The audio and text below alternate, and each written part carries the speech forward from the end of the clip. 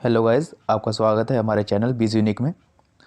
आज हम बात करेंगे एक ऐसी कंपनी जिसने दुनिया में अपना नाम छोड़ दिया है। एक इंडियन ऐसी कंपनी है, उसका नाम है रिलायंस इंडस्ट्रीज़। हाँ, आज हम बात करेंगे रिलायंस इंडस्ट्रीज़ के बारे में कि ये किस तरह से अपने रिवेन्यू कमाती है और ऐसे कौन से सोर्सेज है पिछले कुछ सालों में जिसके थ्रू उसने अपने रिवेन्यू को इंक्रीज़ किया है। तो अगर रिलायंस इंडस्ट्रीज़ की बात की जाए सबसे पहले, तो रिलायंस इंडस्ट्री ने सबसे बड़ी इन्वेस्टमेंट की है जो वो है डुंजो में। डुंजो एक डिलीवरी ऐप है, आपको डिलीवरीज मिलती हैं इसके थ्रू। डुंजो जो है 2014 में फाउंड हुआ था। ये एक बेंगलोर बेस्ड कंपनी है और रिलायंस में ने इसमें $200 मिलियन की इन्वेस्टमेंट की है। जहाँ पहले तक ये हो रहा था कि रिलायंस ने इसमें इन्वेस्टमेंट की है या नहीं की है, अब ये बात कंफर्म हो चुकी है कि रिलायंस की इसमें इन्वेस्टमेंट है $200 मिलियन की। ये डुंजो ऐप में इन्होंने अपनी इन्वेस्टमेंट करी हुई है, जहाँ से अपना एक एडिशनल रिवेन्यू अब ऐड करेंगे। अब रिलायंस इंडस्ट्रीज़ के 5 बड़े बिजनेस सेगमेंट्स हैं जिसके थ्रू इसका रिवेन्यू आता है और रिवेन्यू हर साल बढ़ता जा रहा है।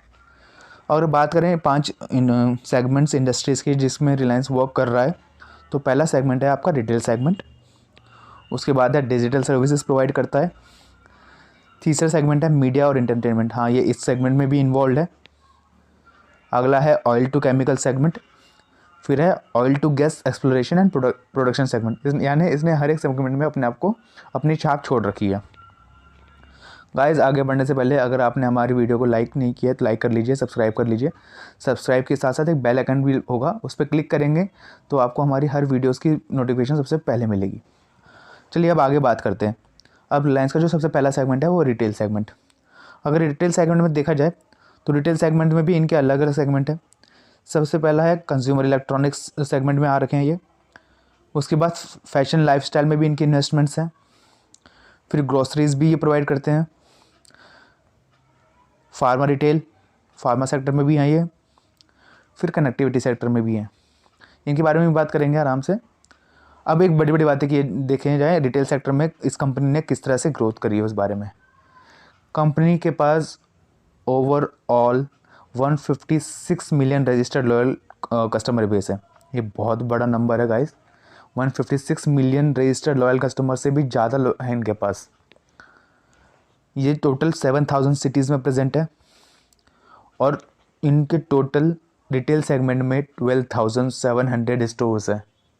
रिटेल स्टोर्स इनके 12,711 स्टोर्स हैं इनके पास अभी, और अभी प्लस होते जा रहे हैं और भी काउंट होते रहेंगे। रिटेल सेगमेंट से फाइनेंशियल ईयर 2020-21 में जो कंट्रीब्यूशन था, रेवेन्यू कंट्रीब्यूशन था रिटेल सेगमेंट का, वो था 27%। सेकंड जो सेगमेंट है जिसमें रिलायंस काम कर रहा है वो है digital services. So digital services में आपको सबको पता है जियो ने किस तरह से काम किया है इंडिया में।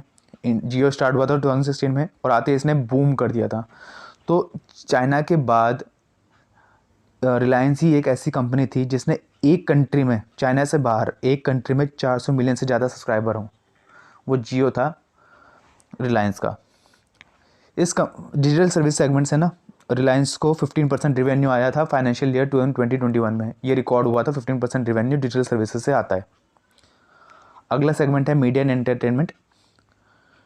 मीडिया एंड एंटरटेनमेंट में जो रिवेन्यू आता है, जो रिलायंस ने इन्वेस्टमेंट कर रखी हैं, वो टीवी व्यूअरशिप में शेयर है इनके, जिसमें CNBC 18 आता है, आपका कलर्स आता है, MTV इंडिया और कॉमेडी सेंट्रल आता है। इनके कुछ इन्वेस्टमेंट ऑनलाइन वेबसाइट्स में भी है, जैसे मनी कंट्रोल एक मीडिया सेगमेंट है, बुक माई शो एंटरटेनमेंट सेगमेंट है। मीडिया एंड एंटरटेनमेंट से टोटल कंट्रीब्यूशन 1% रेवेन्यू का आया था फाइनेंशियल ईयर 2020-21 में। 1% का मतलब भी, अगर आप रिलायंस की बात की जाए, 1% का मतलब भी है 5,000 करोड़ से ज़्यादा का रिवेन्यू है। Oil to chemical segment. Oil to chemical segment में इनके बहुत सारे बिजनेसेस हैं, जैसे ट्रांसपोर्टेशन फ्यूल ये प्रोवाइड करते हैं, पॉलीमर्स प्रोवाइड करते हैं, पॉलिस्टर केमिकल्स प्रोवाइड करते हैं, इलास्टोमर्स प्रोवाइड करते हैं।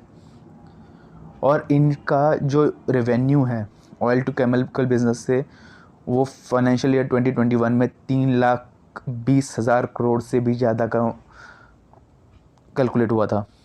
और ये सबसे बड़ा सेगमेंट है रिलायंस का जो रेगुलर ग्रो कर रहा है और रेगुलर इनकी रेवेन्यू बढ़ाता जा रहा है। 56% रेवेन्यू सिर्फ chemical, oil to chemical segment से आता है। जो लास्ट और पांचवा हमारा सेगमेंट है वो है ऑयल एंड गैस एक्सप्लोरेशन और प्रोडक्शन सेगमेंट में।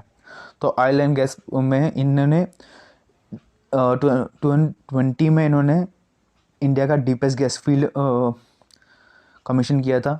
तो इंडिया का, एशिया का सबसे डीपेस्ट गैस फील्ड रिलायंस के पास था उस टाइम पे।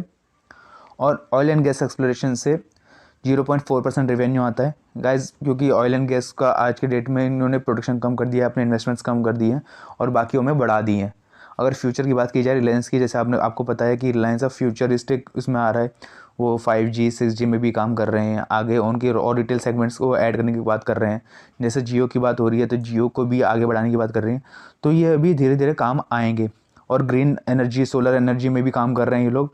इनके भी IPOs के, इनके भी अगले साल तक 2022-23 में IPOs आ सकते हैं कुछ ग्रीन और सोलर एनर्जी के बिजनेसेस के लिए। तो उसके लिए भी आप वॉच करते रहिए गाइस। अगर आपको हमारे वीडियो अच्छा लगा है तो उसको लाइक कीजिए और शेयर कीजिए, सब्सक्राइब कीजिए और साथ में बेल आइकन दबा दीजिए ताकि आपको हमारे हर एक वीडियो की नोटिफिकेशन सबसे पहले मिले। अगर आप और चाहते हैं कि हम और वीडियोस बनाएं तो आप कमेंट सेक्शन में डाल दीजिए।